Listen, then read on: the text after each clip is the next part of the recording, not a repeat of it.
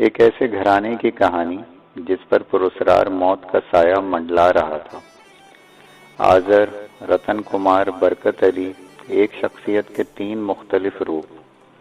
हालात की गर्दिश ने उसे एक जोगी के हाथों कठपुतली बना दिया था। जोगी जो हैरत अंगेज और नाकाबिल यकीन शैतानी कुव्वतों का मालिक था।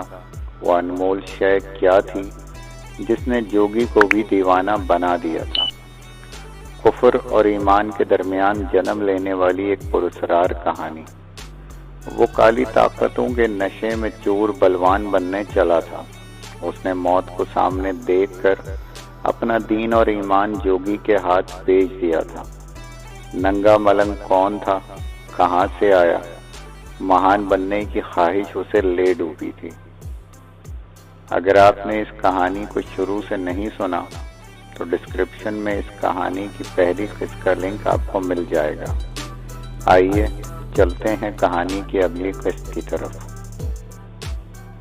मैं इसे किस्मत की बदनसीबी से ताबीर दूंगा कि मैंने जिस कदर शराफत और ईमानदारी से जिंदगी गुजारनी चाहिए उसी कदर गुनाह की राह पर गामजन होता चला गया।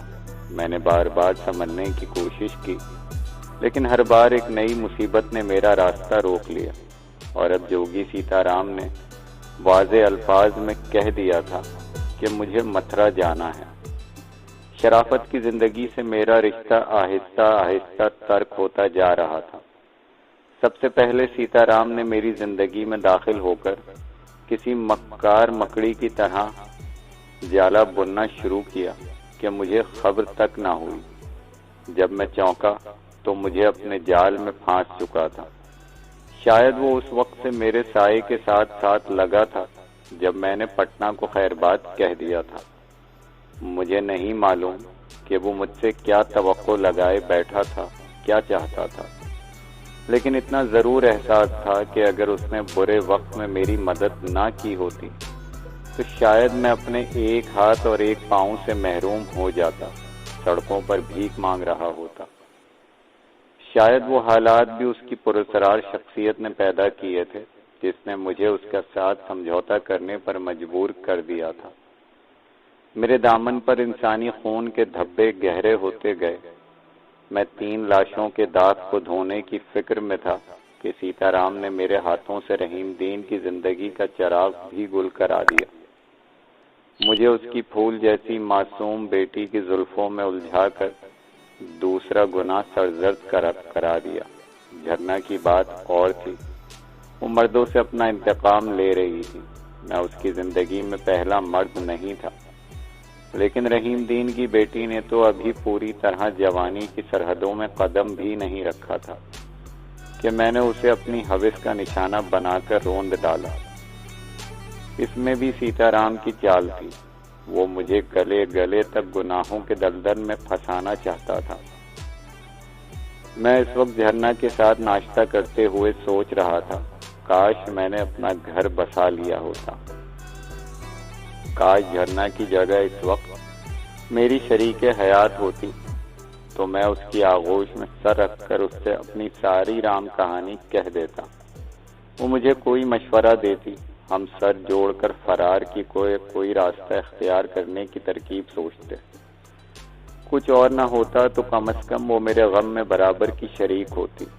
मेरी नजरें बार बार झरना की सिमत उठ रही थी। मेरे जहन में सीताराम के जुमले गूंजे, झरना के साथ एक दिन और मौज मेला कर ले, फिर तुझे जोगी के साथ मथुरा चलना होगा। ढाका से तेरा दाना पानी उठ चुका है। मैं महसूस कर रही हूँ कि तुम इस वक्त मेरे पास नहीं हो। झरना ने नाश्ते से फरागत पाने के बाद मुझे घूरते हुए शिकवा किया। और कहाँ हूँ? मैंने जबरदस्ती मुस्कुराने की कोशिश की। इसका जवाब तुम ही दे सकोगे, लेकिन मेरा ख्याल है तुम अभी तक रहीम दीन की खुदकुशी के बारे में किसी फिक्र में उलझे हो। अब उलझने से होगा भी क्या? यही तो मैं कह रही हूँ कि जो कुछ हो गया उसे भूलने की कोशिश करो। पीछे पलट कर देखोगे तो आगे का रास्ता और मुश्किल हो जाएगा। उसने बड़ी बेतकल्लुफी से मेरे शाने पर सर टिकाते हुए जवाब दिया, मेरी मिसाल तुम्हारे सामने है।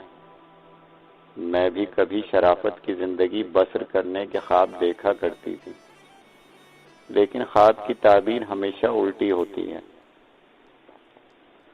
बाप की मौत ने मेरी जिम्मेदारियां बढ़ा दी। मैंने एक दो छोटी छोटी मुलाजमतें की, लेकिन वहां मर्दों की इजारादारी थी। वो मुझे भूखी नजरों से घूरते थे। मैंने मुलाजमत तर्क करके मॉडलिंग के पेशे को अपना लिया। कुदरत ने मुझे हुस्न की दौलत से नवाजा था। पहला इश्तिहार हासिल करने की खातिर मुझे कई इश्तिहारी कंपनियों के चक्कर लगाने पड़े। वहां भी शिकारी घात लगाए बैठे थे, लेकिन मैंने हिम्मत नहीं हारी। फिर एक संजीदा इंसान ने मुझे एक इश्तिहार के लिए मुंतखब कर लिया। मुझे इस इश्तिहार में मुफ्त काम करना पड़ा था, लेकिन इस इश्तिहार के बाजार में आते ही चारों तरफ मेरी धूम मच गई। किस्मत की देवी मेहरबान हो जाए तो फिर ऐसा ही होता है। जो कंपनी वाले मुझे धत्कार चुके थे वो भी मेरे घर के चक्कर लगाने लगे। फिर 2-3 काम करने के बाद मैंने वो मकाम हासिल कर लिया जो मेरी फील्ड में किसी दूसरी मॉडल को इतनी आसानी से हासिल नहीं हुआ। मेरे दरवाजे पर हर वक्त इश्तिहारी कंपनियों के कारिंदे और मालिकान का तांता बंधा रहता था। मैं बड़े सुकून से जिंदगी बसर कर रही थी कि कर्नल ने मेरी जिंदगी में आकर जहर घोल दिया। बज़ाहिर वो मुझे एक बुर्दबार और शरीफ इंसान लगा था, लेकिन उसने मेरे साथ धोखा किया, मेरी जिंदगी बर्बाद कर दी। मैंने मजबूरन उसके साथ शादी कर ली। मेरी माँ को असलियत की भनक मिली तो वो मुझे छोड़कर कलकत्ता चली गई और मैं, झरना ने एक तवील सर्द आह भरी। मैं आज भी कर्नल के साथ जिंदगी गुजार रही हूँ, लेकिन मैं उससे जो इंतकाम ले रही हूँ वो भी इससे वाकिफ है। पहले वो बड़ा खुश हुआ करता था, लेकिन जब उसे मेरे बारे में खबरें मिलना शुरू हुई तो उसने पहले मुझसे छुटकारा हासिल करने की कोशिश की, मगर मैंने उसके खिलाफ जो मवाद इकट्ठा कर रखा था उसे देखकर वो सख्ते में आ गया। उसने खामोशी इख्तियार कर ली। उसका हल्का-ए अहबाब जो कभी बहुत वसी हुआ करता था घटकर बड़ा महदूद हो गया। झरना ने हकारत से मुस्कुरा कर कहा, हम एक दूसरे से शदीद नफरत करते हैं। एक ही छत के नीचे मियाँ बीवी की हैसियत से रहते हैं, लेकिन एक दूसरे की मौत की दुआएं मांगते रहते हैं। है ना अजीब बात। झरना की बातें मुझे उकसा रही थी कि मैं भी हालात से समझौता कर लूं, किसी मुनासिब मौके की तलाश में रहूं, कोई ऐसा सुनहरी मौका जो मुझे जोगी सीताराम के चुंगल से हमेशा के लिए निजात दिला दे। मैं औरत होकर तूफानों के सामने खम ठोकने खड़ी हूँ और तुम मर्द होकर इतनी जल्दी हिम्मत हार रहे हो। उसने मेरे गले में अपनी मरमरी बाहें डाल दी। मध्यम सुरों में गुनगुनाते हुए बोली, सुन रहे हो मैं क्या कह रही हूँ?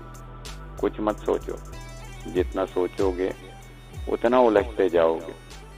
खुद को मौजों के बहाव पर डाल दो। जब कोई किनारा नजर आए तो फिर समझने की कोशिश करना। झरना की तजवीज़ मुझे पसंद आई। मैंने उसे अपनी आगोश में समेट लिया। उसके कुर्ब की लज्जतों ने मुझे हर गम से बेनियाज कर दिया। बड़ी देर तक हम एक दूसरे में मदगम रहे। फिर वो इसरार करके मुझे अपने साथ शॉपिंग पर ले गई। उसका बस नहीं चल रहा था कि मेरे लिए पूरा बाजार खरीद लाए। मैंने बड़ी मुश्किलों से उसे रोका। 2-4 लिबास जरूर खरीदे, कुछ रोजमर्रा की जरूरत की चीजें ली, फिर वापस आ गया। उस रोज वो बहुत खुश थी। उसका ख्याल था मैं जल्दी उसका साथ नहीं छोड़ूंगा। मैं सिर्फ एक रात का मेहमान रह गया था। शाम तक वो मेरे साथ रही, फिर वापस चली गई। उसी रात जोगी सीताराम मुझे अपने साथ मथुरा ले गया। रास्ते भर वो किसी गहरे ख्याल में डूबा रहा। मैं भी आइंदा की जिंदगी के बारे में सोचता रहा। सफर के दौरान हमारे दरमियान जो मुख्तसर बातें हुई वो काबिले बयान नहीं। मैं दूसरी तफसील से भी गुरेज करूंगा। सिर्फ इतना बताना जरूरी समझता हूँ कि ढाका से मथुरा के दरमियान सफर करते वक्त मुझे इस बात का अंदाजा हो गया था कि मैं शायद आसानी से उससे पीछा नहीं छुड़ा सकता। मथुरा पहुंचकर मैंने एक रात होटल में गुजारी। फिर दूसरे दिन जोगी सीताराम मुझे साथ लेकर काली के बड़े मंदिर की तरफ रवाना हो गया। उस रोज उसने खास तौर पर बड़ा एहतमाम किया था। बदन पर भभूत मला, माथे पर चंदन के लहरीदार लकीरें बनाई, गले में पड़ी मालाओं को किसी खास बूटी की धुनी दी थी। फिर जिस्म पे गेरुए रंग की धोती लपेट कर चल पड़ा। उसके मजबूर करने पर मैंने भी धोती और कुर्ता पहन लिया। जैसे जैसे हम काली के मंदिर के करीब होते जा रहे थे, मेरी उलझन और परेशानी बढ़ती जा रही थी। उस रोज से पेशतर मैंने कभी किसी मंदिर में झांकने की कोशिश भी नहीं की थी। अलबत्ता बुतों की अजीब व गरीब और बेहंगम मूर्तियां जरूर देख रखी थी। हम बड़े बाजार से गुजरने लगे तो मुझे सीताराम की अहमियत का एहसास हुआ। रास्ते में जितने पंडित, पुजारी, साधु और उनके चेले मिले, सब हाथ बांधकर सीताराम को प्रणाम और जय गुरु राम राम महाराज और इसके अलावा जैसे अकीदत का इजहार करते थे। उससे ही अंदाजा होता था कि सीताराम पंडित बड़े पुजारियों में न सिर्फ जाना पहचाना जाता है, बल्कि उसे कोई बड़ा मुकाम भी हासिल रहा होगा।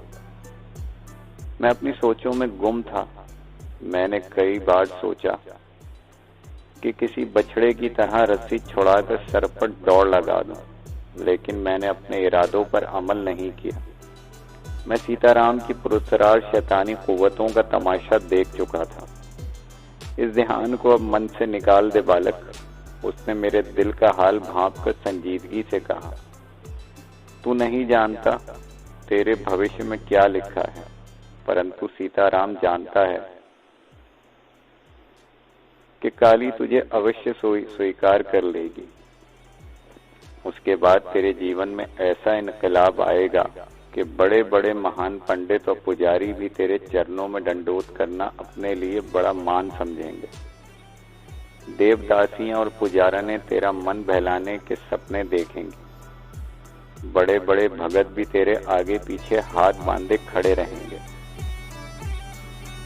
तेरी सारी ख्वाहिशात पूरी होंगी।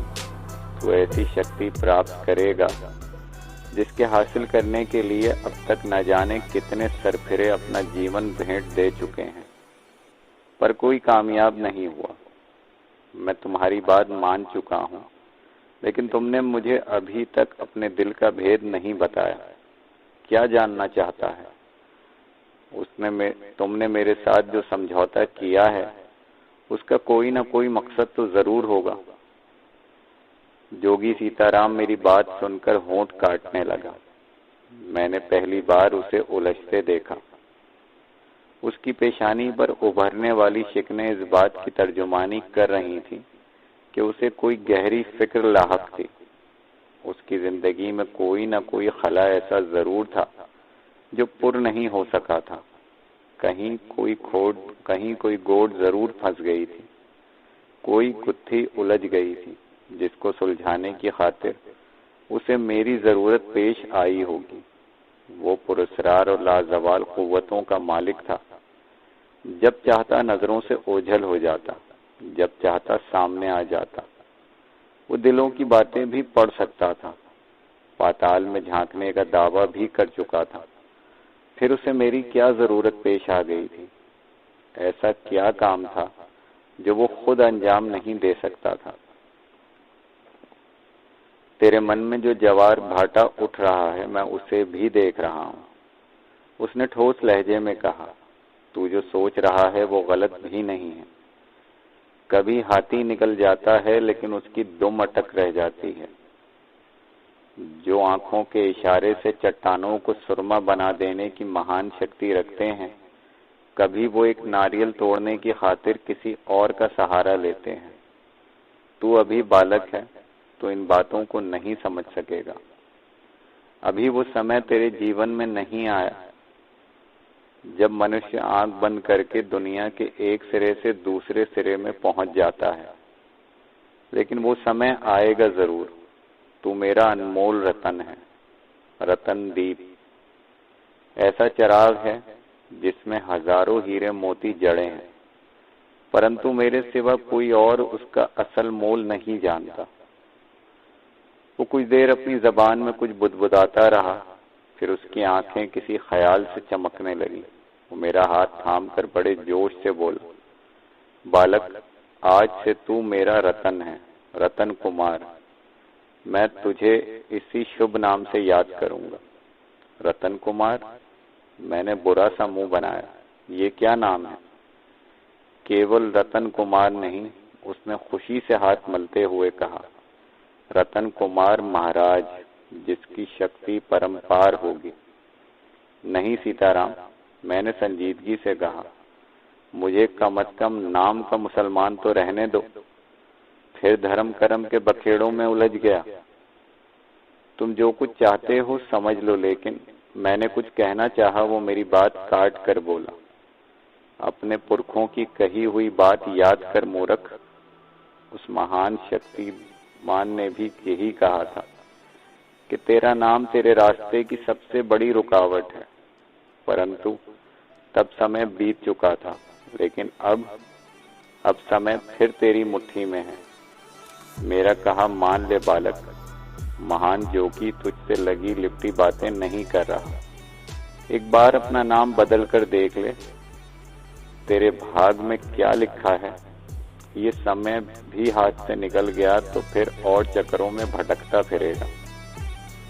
मुझे सीताराम की बात सुनकर फिर दादा जान की कही हुई बातें याद आ गईं। उन्होंने भी पहले यही मशवरा दिया था कि जितनी जल्दी मुमकिन हो मेरा नाम आजर से तब्दील करके कुछ और कर दिया जाए।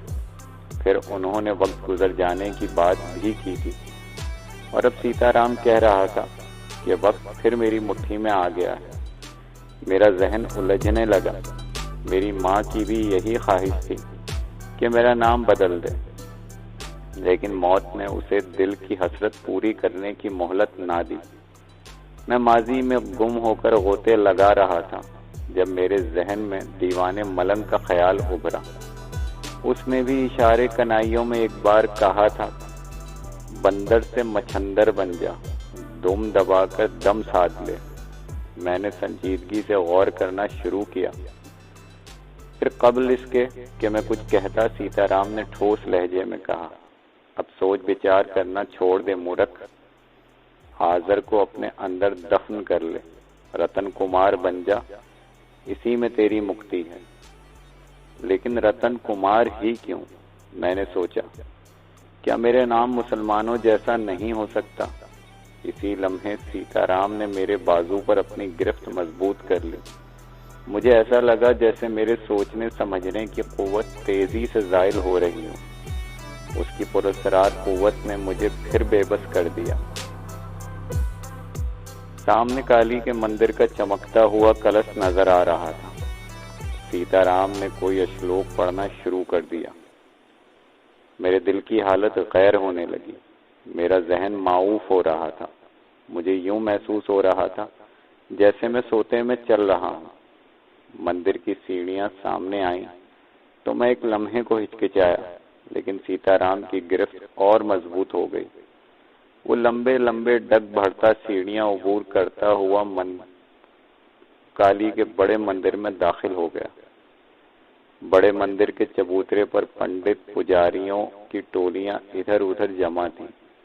इनमें नौजवान भी थे, अधेड़ उम्र वाले थे, और कुछ ऐसे बूढ़े भी थे जो कब्रों में पांव लटकाए बैठे थे। चबूतरे के अतराफ कच्ची जमीन पर बड़े बड़े फल फूलदार दरख्त मौजूद थे।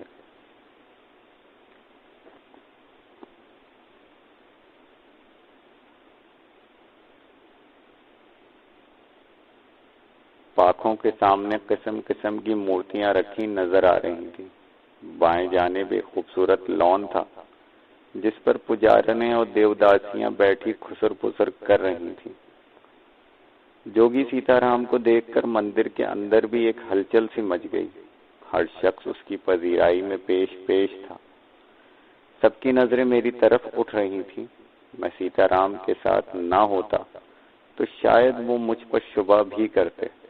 मेरा लिबास इन सब से अलग थलग था। मैं वहां के आदाब से भी नावाकिफ था जो अलग पहचाना जा रहा था। सीताराम को लोगों ने घेर लिया। उसकी खैरियत दरियाफ्त करने लगे। उसके पैरों को छूने लगे। मंदिर का बड़ा पुजारी भी बाहर आ गया। वो एक हट्टा कट्टा और भारी भरकम शख्स था। उसको देखकर भी राम राम की आवाजें गूंजने लगी। लेकिन बड़े पुजारी ने भी सीताराम के घुटनों को हाथ लगाकर प्रणाम किया तो मुझे उसकी बड़ाई का अंदाजा हुआ। बड़े दिनों बाद दर्शन दिए जोगी महाराज। बड़े पुजारी ने बड़ी अकीदत से कहा, अब आए हो तो कुछ अरसा देवी के चरणों में भी टिक कर बैठना। अभी कुछ काम काज बाकी रह गया है। मुझे कहीं दूर जाना है। सीताराम ने मेरी सिमत कनखियों से देखते हुए जवाब दिया, समय मिला तो दोबारा इत्मीनान से आऊंगा। एक दो रोज तो सेवा करने की मौका दो। बड़े पुजारी ने इसरार किया तो सीताराम ने सिर्फ एक दिन की हामी भर ली। फिर मेरा तारुफ कराने लगा। बड़े पुजारी ने पहली बार मुझे ध्यान से देखा, फिर बोला, तुम्हारी बात ही कुछ और है महाराज। उसने सांस भर कर कहा, तुम जिसके सर पर अपना हाथ रख देते हो वो कुंदन बन जाता है। मैं इस माहौल से उकताने लगा था। उनकी भांत भांत की बोलियां मेरी समझ में नहीं आ रही थी। मेरा दिल चाह रहा था कि कपड़े फाड़कर मंदिर से भाग जाऊं, लेकिन सीताराम का खौफ तारी था जिसने मेरे कदम रोक रखे थे। मैं अपना दिल बहलाने की खातिर इधर उधर देख रहा था। जब मेरी नजर एक पुजारन पे जाकर थम गई। वो चबूतरे के दाएं जानिब एक सतून से टेक लगाए बैठी थी।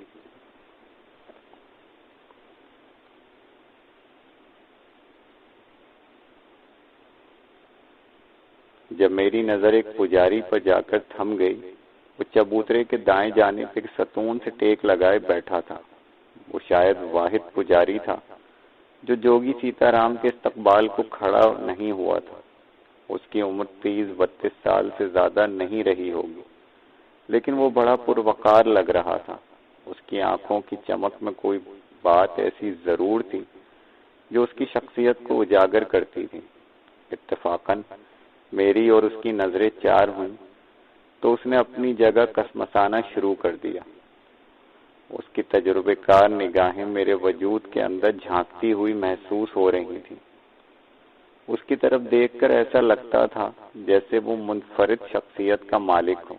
वो मुझे टिकटिकी बांधे देख रहा था। उसकी आंखों के रंग बार बार बदलते महसूस हो रहे थे। मुझे हंसी आ गई। शायद सीताराम की तरह उसने भी मेरे भविष्य में झांक लिया था। वो इतने गौर से देख रहा था। सीताराम बड़े पुजारी से बातों में मशगूल था जब मैंने उसे अचानक चौंकते देखा। ऐसा लगा जैसे उसने अपने आसपास कोई खतरा महसूस किया हो। फिर उसने पलटकर उसी पुजारी की तरफ देखा जो मेरी शख्सियत में दिलचस्पी ले रहा था। बड़े पुजारी की नजरें भी उसकी जानिब घूम गईं। शायद वो पुजारी भी मोहतात हो गया था जो उसने बड़ी तेजी से मेरी तरफ से अपनी तवज्जो हटा ली। सांस खींचकर उसने अपनी आंखें बंद कर ली थी। अंदाज ऐसा था जैसे योगा के किसी खास आसन की मशक कर रहा हो। मेरे अंदर तजस्सुस बेदार होने लगा। सीताराम का चौंक कर उस पुजारी की तरफ देखना, पुजारी का मेरी तरफ से यकलख्त बेनियाज होकर सांस खींचकर आंखें बंद कर लेना, ये बातें महज इत्तेफाक नहीं हो सकती थी। कोई न कोई बात जरूर थी जिसने सीताराम के चेहरे पर तफक्कुरात पैदा कर दिए थे। ये घमंडी अभी तक काली के चरणों से लगा बैठा है। सीताराम ने मध्यम आवाज में बड़े पुजारी को मुखातिब किया। 2 महीने पहले अयोध्या की तरफ गया था, फिर वापस आ गया। बड़े पुजारी ने सपाट लहजे में जवाब दिया। तुम इसे घमंडी कह रहे हो महाराज? तो फिर ठीक ही होगा। परंतु तुम इसके मन के भेद नहीं देख सकते, मैं देख रहा हूँ, सीताराम ने बेहद संजीदगी से कहा। जानते हो इस समय इसने अपना दम क्यों साध रखा है? तिब्बत से वापसी के बाद महावीर ने योगा की बैठक लगानी शुरू कर दी है। बड़ा पुजारी बोला, एक एक घंटे तक इस तरह दम साधे पत्थर की मूर्ति बना रहता है। तुम भी इसे महावीर कहते हो? सीताराम ने बड़े पुजारी से सवाल किया। अब सभी इसे इसी नाम से याद करते हैं, बड़े पुजारी ने पूछा। तुम क्या सोच रहे हो उसके बारे में? पहले ये केवल महेंद्र नाथ था, कभी मेरी भक्ति भी किया करता था, लेकिन हनुमान महाराज का जाप करने के बाद से महावीर बन गया। सीताराम ने बुरा सा मुंह बनाकर जवाब दिया। अब मुझे देखकर कतराने लगा। मेरी खोज में लगा रहता है। मैं समझता हूँ इस समय भी इसके मन में कोई खुदबुद हो रही थी। मैं इसके मन में ना झांक सकूं, इसलिए इसने दम साध लिया है। बहुत चालाक और चंट बनने की कोशिश करता है। सीताराम के आखिरी जुमलों से महावीर के लिए उसकी नफरत का एहसास झलक रहा था। क्षमा कर दो महाराज, बड़े पुजारी ने कहा। अभी जवान है, शरीर में गरम गरम खून दौड़ रहा है। जब सूझबूझ आ जाएगी तो ये भी तुम्हारे चरणों में आ जाएगा। तुम्हारा इसका क्या मुकाबला? सीताराम ने कोई जवाब नहीं दिया, लेकिन मैं महसूस कर रहा था कि महावीर को देखने के बाद उसकी तबीयत मकदूर हो गई है। बड़ा पुजारी भी इस कैफियत को भांप चुका था। वो इसरार करके मुझे और सीताराम को मंदिर के अंदर ले गया, जहाँ काली की कदावर मूर्ति मौजूद थी। मेरे लिए वो लम्हे बड़े सब्र आजमा थे, लेकिन मैंने जब्त से काम लिया। मंदिर के बड़े पुजारी ने मूर्ति के चरणों में बैठकर श्लोक पढ़ा। फिर सीताराम ने मेरा हाथ थामकर मूर्ति के कदमों में बिठा दिया। मेरे दिल की धड़कनें तेज होने लगी, लेकिन मेरे पास फरार का कोई रास्ता नहीं था। बालक, सीताराम ने बड़ी गंभीर आवाज में मुझे मुखातिब किया, देवी के सामने हाथ बांध ले। सच्चे मन से वचन दे कि तू कभी मेरा साथ धोखा नहीं करेगा, हमेशा मेरी आज्ञा का पालन करेगा। मेरा जी उलटने लगा। एक मूर्ति के सामने हाथ बांधना, उसको गवाह बनाकर अहदो पैमा करना, ये सब कुछ मुझे अजीब लग रहा था। लेकिन मैं सीताराम की पुरस्सरा कुव्वतों के जाल में फंस चुका था। मैंने जल्दी उसके कहे हुए अल्फाज दोहराए, फिर उठ खड़ा हुआ। धन हो बालक रतन कुमार, बड़े पुजारी ने मेरे सर पर हाथ रखकर आशीर्वाद दिया। जोगी महाराज ने तुझे अपने चरणों में जगह दी है, तेरे सर पर हाथ रख दिया है, तू भी कुंदन बन जाएगा। पर एक बात का ध्यान रखना, अब पलटकर पीछे की ओर देखने की भूल कभी नहीं करना, इसी में तेरी मुक्ति है।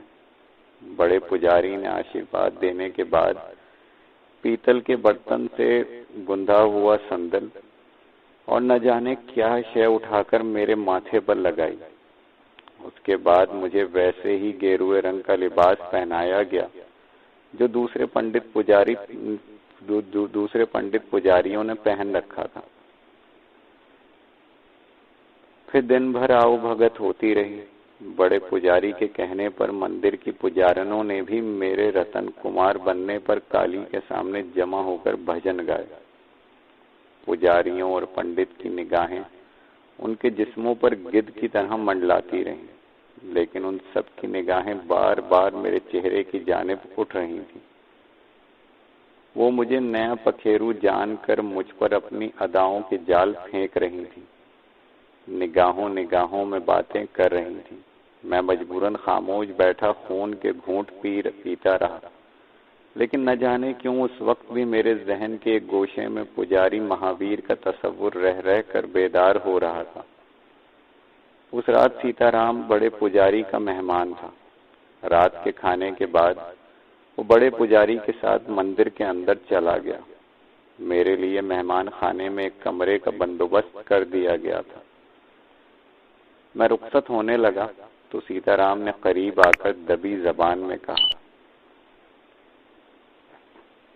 ये मंदिर पवित्र है बालक, यहाँ कोई भूल ना कर बैठना और पंडित पुजारियों से भी दूर दूर ही रहना। हम सवेरे ही निकल चलेंगे। सीताराम की बात मेरी समझ में सिर्फ इस हद तक आ सकी कि मैं किसी देवदासी या पुजारन को रात अपने कमरे में बसर करने की इजाजत ना दूं। मैं यूं ही अज़बात में सर हिलाकर एक पुजारी के साथ अपने कमरे में आ गया। वो रात मेरी जिंदगी की सबसे भारी रात थी। मंदिर के माहौल में मुझे घुटन का एहसास हो रहा था। मुझे अपने वालिदैन बड़ी शिद्दत से याद आ रहे थे। दादा जान की बातें मेरे जहन में गूंज रही थी। मलंग के कहे हुए जुमले उभर रहे थे। मैंने उनके बारे में बहुत गौर किया, लेकिन उनका मफहूम समझने से कासिर रहा। मैं बिस्तर पे लेटा करवटें बदल रहा था जब एक कमसिन पुजारन तंग चोली और घाघरे में अपने हुस्न का जादू जगाती कमरे में दाखिल हुई। उसके हाथ में दूध का गिलास था। उदास होठों पे जिंदगी से भरपूर मुस्कुराहट खेल रही थी। उसके अंग अंग में बिजली भरी थी। मैं जल्दी से उठ बैठा।